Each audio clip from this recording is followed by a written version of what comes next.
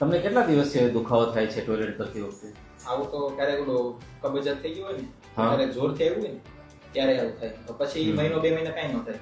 અત્યારે 2-3 દિવસ થતું તો એટલે હાર્ટ સ્ટૂલ થાય અને હાર્ટફુલ થાય પછી આ ચાલુ થાય. પછી ચાલુ થઈ જાય. 2-3 દિવસ રહી તો જાતે નોર્મલ થઈ જાય. બાકી ડાયાબિટીસ બીપી એવું એવું કાંઈ નથી. બીજું કઈ જૂની બીમારી એવું કોઈ નથી. બરાબર. કોઈ વ્યસન કે એવું કઈ ના એવું કાંઈ નથી. અને કઈ ઓપરેશન નથી ના કરાવેલું? કાંઈ નથી. કોઈ દવાનું એલર્જી રિએક્શન? ના કાંઈ નથી. જો તમારી તપાસ કરી છે આપણે, તમને છે ને ફિશર છે, એનલ ફિશર એટલે ચીરો પડી ગયો, હા. કટ પડી ગયો છે અને એમાં એ કટમાં થોડું ઇન્ફેક્શન થયું છે. એટલે આમ બગંદરની શરૂઆત કહેવાય, એમ પહેલું સ્ટેજ કહેવાય. એટલે જનરલી ફિશરમાં છે ને આ રીતના ચીરા પડતા હોય અને પછી છે ને એમાંથી ક્યારેક ઇન્ફેક્શન થઈને બગંદર થતું હોય એમ. તમને આ રીતના કટ પડેલો છે, ટોયલેટની જગ્યાએ ચીરો પડેલો છે અને ચીરામાં અત્યારે 2 ટીપા જેટલું રસી છે. એટલે આમ ફિસ્યુલાની શરૂઆત કહેવાય.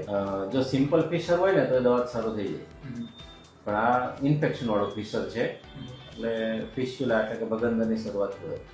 તો આવા કેસમાં તમને દવા આપશો એટલે રાહત થઈ જશે અત્યારે, પરંતુ તમારે સંપૂર્ણ સારું કરવા માટે આમાં એક નાનું ઓપરેશન કરવું પડે આપણે, કે એમાં જે ફિશરનો જે પસ વાળો ભાગ છે ને આપણે સાફ કરીએ અને એ ફિશરનું સર્જરી આપણે કરવાની જરૂર છે.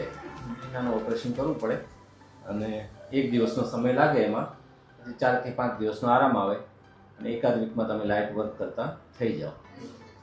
અને આનો સક્સેસ રેટ 98-99% સક્સેસ રેટ હોય.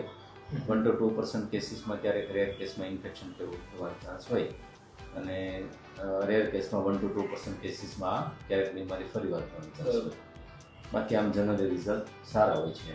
બરાબર.